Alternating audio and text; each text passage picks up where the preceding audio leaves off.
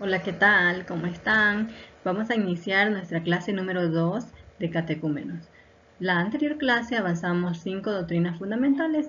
Como son 10, hoy avanzaremos las 5 siguientes doctrinas fundamentales de las Asambleas de Dios de Bolivia.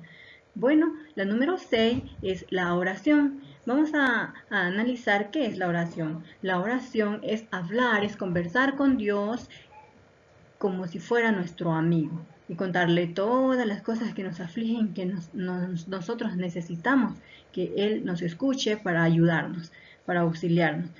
La oración es un deber de todo cristiano. La oración debe ir dirigida a Dios en el poder del Espíritu Santo. La oración debe realizarse con el entendimiento. Bien, la doctrina número 7 es el bautismo del Espíritu Santo. ¿Qué es esto? ¿Con qué se come? El bautismo del Espíritu Santo es para toda persona que se convierte al Señor. El bautismo del Espíritu Santo se identifica por la señal de hablar en lenguas extrañas, como el Espíritu Santo da poder para expresarse. Esto es lenguas angelicales o a veces lenguas extrañas que nosotros no conocemos o no sabemos hablar, pero son lenguas extrañas y angelicales, lenguas de otros países y también lenguas del cielo, lenguas celestiales. Bien, el bautismo del Espíritu Santo nos capacita para evangelizar. El bautismo del Espíritu Santo nos lleva a una nueva dimensión en nuestra relación con Jesús. El bautismo del Espíritu Santo nos capacita para colaborar con el Espíritu Santo en el trabajo de los dones y frutos. Bueno, para terminar o entender el asunto del bautismo del Espíritu Santo tenemos que analizar la palabra de Dios. Y en Hechos capítulo 2, 38 dice así: Pedro les dijo: arrepentíos y bautícese cada uno de vosotros en el nombre de Jesucristo para perdón de los pecados, y recibiréis el don del Espíritu Santo. Mateo 3:11 dice: Él los bautizará con el fuego del Espíritu Santo. Recordemos que Juan el Bautista estaba bautizando en agua y se apareció Jesús donde él estaba y le dijo: bautízame, Juan. Y Juan no se sintió digno de hacerlo y le dijo: pero yo no soy digno ni siquiera de desatar los calzados de tus pies. Y entonces Jesús le dijo: es necesario que las escrituras se cumplan, así que bautízame, Juan. Y Juan lo bautizó.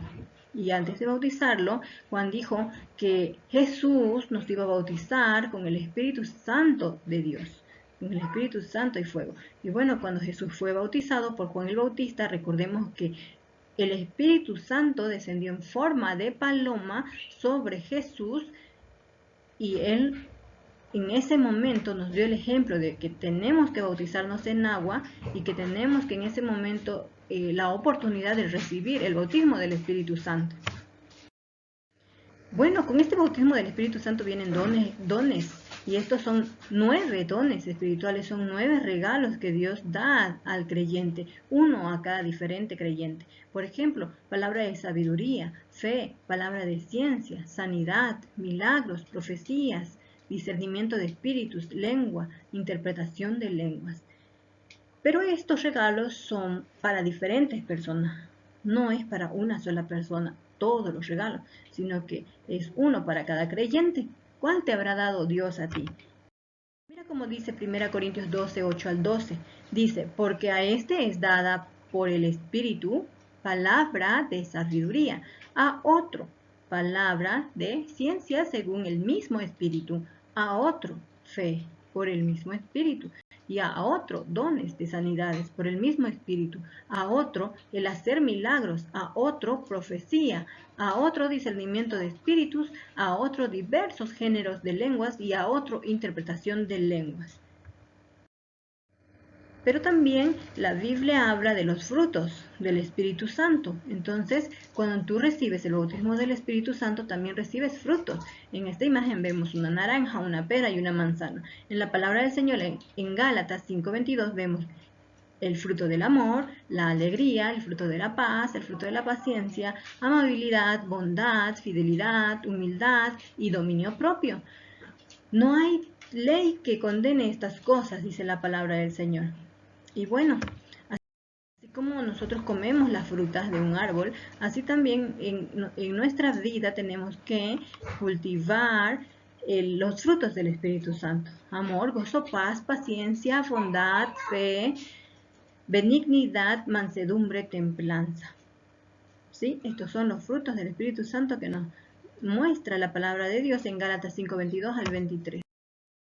Bueno, otra doctrina fundamental sería la sanidad divina. ¿Qué es la sanidad divina? La sanidad divina es prometida en las Sagradas Escrituras. Es una promesa que Dios hace para todo ser humano, para todo cristiano y para toda persona que no conoce a Dios, y que a través de experimentar una sanidad divina, una sanidad de Dios, recién se entrega al Señor.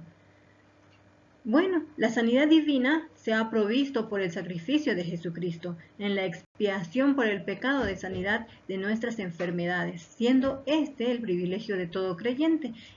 En Isaías 53, 4 al 5 nos dice ello. Bueno, también la sanidad divina lo vemos en la Biblia, en el Nuevo Testamento, cuando Cristo Jesús sanaba a los enfermos, aquellos enfermos que acudían a Él, en Mateo 8, 16. También la sanidad divina la vemos en el Antiguo Testamento. En Éxodo 15, 26 dice que Dios es nuestro sanador. Bueno, la sanidad divina también lo vemos como un don. El don de la sanidad divina es impartido por el Espíritu Santo, según Romanos 12, 8 al 10. Vamos a leer ahora la palabra del Señor, y dice así: y estas señales seguirán a los que creen. En mi nombre echarán fuera demonios, hablarán nuevas lenguas, tomarán en las manos serpientes, y si bebieren cosa mortífera no les hará daño. Sobre los enfermos pondrán sus manos y sanarán. Otro pasaje bíblico acerca de la sanidad divina es Isaías 53, 4 al 5. ¿Qué dice? Dice así: ciertamente Él cargó con nuestras enfermedades y soportó nuestros dolores, pero nosotros le consideramos herido, golpeado por Dios y humillado. Él fue traspasado por nuestras rebeliones y molido por nuestras iniquidades. Sobre Él recayó el castigo, precio de nuestra paz, y gracias a sus heridas fuimos sanados. Cuando Jesucristo murió en la cruz del Calvario, nosotros fuimos sanados. Gracias a esa muerte en la cruz del Calvario, por sus llagas, nosotros fuimos sanados. Bueno, en Mateo 8, 16 también dice: y cuando llegó la noche, trajeron a él muchos endemoniados, y con la palabra echó fuera demonios, y sanó a todos los enfermos. Entonces, como es que este asunto de la sanidad divina va ligada también con la liberación, la oración por liberación de los demonios, ¿sí? Dios nos da poder para orar, para poder sanar, para que Él se manifieste a través de nuestra vida, para obrar la sanidad divina en las personas que necesitan ser sanadas de alguna enfermedad. Y también nos da el poder de liberar demonios. Dios, a través de nuestra oración, se encarga de dejar libre a los endemoniados. Otro pasaje bíblico acerca de la sanidad divina se encuentra en Éxodo 15, 26, y dijo: si oyeres atentamente la voz de Jehová tu Dios, e hicieres lo recto delante de sus ojos, y dieres oído a sus mandamientos, y guardares todos sus estatutos, ninguna enfermedad de las que envié a los egipcios te enviaré a ti, porque yo soy Jehová tu sanador. Isaías 53:5 también dice: y por su llaga fuimos nosotros curados.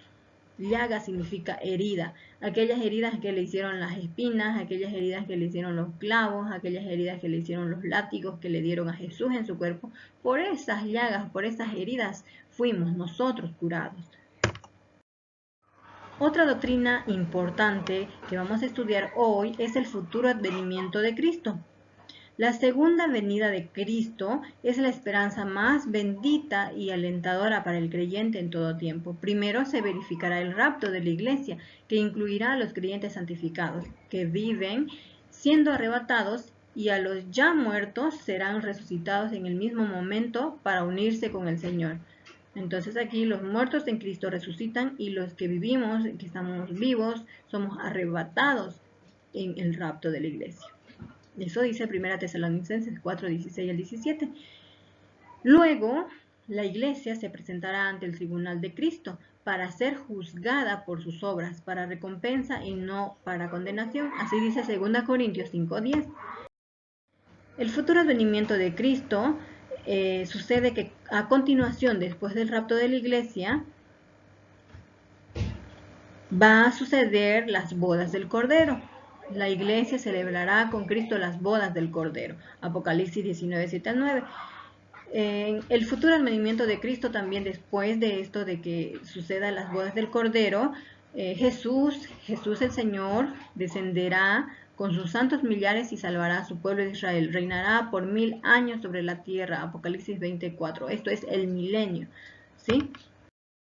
Bueno, analicemos 1 Tesalonicenses 4:16-17, que dice: el Señor mismo descenderá del cielo con voz de mando, con voz de arcángel y con trompeta de Dios, y los muertos en Cristo resucitarán primero. Luego los que estemos vivos, los que hayamos quedado, seremos arrebatados junto con ellos en las nubes, para encontrarnos con el Señor en el aire, y así estaremos con el Señor para siempre. Esto es el rapto. El rapto de la iglesia va a ocurrir en un abrir y cerrar de ojos y al sonar de la trompeta, donde muchas personas vivas desaparecerán de la tierra y donde muchas personas que hayan muerto con Cristo o en Cristo resucitarán. Y entonces se irán con el Señor y se encontrarán con Jesús en las nubes en el aire. Luego, después de esto, va a ocurrir el tribunal de Cristo, donde Jesús va a juzgar a la iglesia, a los que fueron raptados, va a juzgarlos para recompensa. Les va a dar su corona de recompensa y muchas perlas preciosas, de acuerdo a sus obras. Luego de esto va a ocurrir las bodas del Cordero. Cuando una persona se casa con otra porque se enamora, sucede que se la lleva a vivir para siempre, lejos de sus padres, deja padre y madre y se la lleva a vivir. En ese sentido, las bodas del Cordero es un tipo de Jesucristo. Jesucristo se lleva a la iglesia a vivir para siempre con él. Esto es las bodas del Cordero. La segunda venida de Cristo sucederá después. Esto va a ocurrir después que la iglesia se haya casado con Jesús. Jesús va a volver a la tierra, va a volver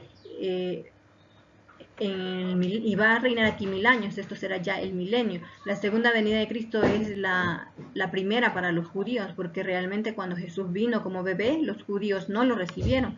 Y entonces siguen esperando la primera venida de Jesucristo. Pero nosotros los cristianos estamos esperando ya la segunda venida de Cristo, porque la primera ya vino como bebé, nació en un pesebre, fue engendrado por el Espíritu Santo. Pero ya ahora lo estamos esperando como Rey de Reyes y Señor de Señores. Así lo esperaban los judíos, como Rey de Reyes y Señor de Señores. Pero no aconteció como ellos querían, sino que recién va a pasar esto de que Jesús va a venir como Rey de Reyes y Señor de Señores y va a reinar en la tierra por 1000 años. Él va a volver con su iglesia y con sus santos ángeles y él va a reinar aquí en la tierra. ¿Quiénes van a estar esperándolos? Van a estar esperándolo los incrédulos, los que no se fueron, los que se quedaron en el rapto. Y bueno, cuando él venga, va a suceder algo que se llama milenio. Y ese es otro estudio, es parte de otro estudio bíblico para otra oportunidad. Otra doctrina fundamental es la condenación eterna. Después del milenio se efectuará la resurrección de los muertos incrédulos, ¿sí? Porque ya vimos que antes se resucitaron en el rapto los muertos en Cristo, los muertos que sí creían, los muertos que creyeron en Jesús. Pero ahora, en el milenio, van a resucitar los muertos incrédulos. Estos muertos incrédulos van a ser juzgados en un juicio llamado el Gran Trono Blanco, donde cada obra mala que ellos hayan hecho van a ser juzgados y este juicio va a ser para que ellos sean arrojados en el lago de fuego. Así dice Apocalipsis 20:11-15. Esta condenación eterna será para aquellos incrédulos. ¿Por qué? Porque ellos jamás creyeron en Jesús, porque ellos siempre amaron hacer el mal y porque ellos amaron el pecado, porque no creyeron en Cristo Jesús como el único que les podía salvar de la condenación eterna y por no encontrarse sus nombres inscritos en el libro de la vida. Eso dice Apocalipsis 10:15. Seremos juzgados por la ley de Dios. Si tú te quedas en el rapto y no te vas con Jesús, tendrás que ser juzgado en el milenio para condenación eterna. La Biblia en Apocalipsis 20:11-15 dice: y vi un gran trono blanco, y al que estaba sentado en él, de delante del cual huyeron la tierra y el cielo, y ningún lugar se encontró para ellos. Y vi a los muertos, grandes y pequeños, de pie ante Dios, y los libros fueron abiertos, y otro libro fue abierto, el cual es el libro de la vida, y fueron juzgados los muertos por las cosas que estaban escritas en los libros, según sus obras. Y el mar entregó los muertos que había en él, y la muerte y el Hades entregaron los muertos que había en ellos, y fueron juzgados cada uno según sus obras. Y la muerte y el Hades fueron lanzados al lago de fuego. Esta es la muerte segunda. Y el que no se halló inscrito en el libro de la vida fue lanzado al lago de fuego. Esto es el lloro y el crujir de dientes en el lago de fuego. ¿Sí?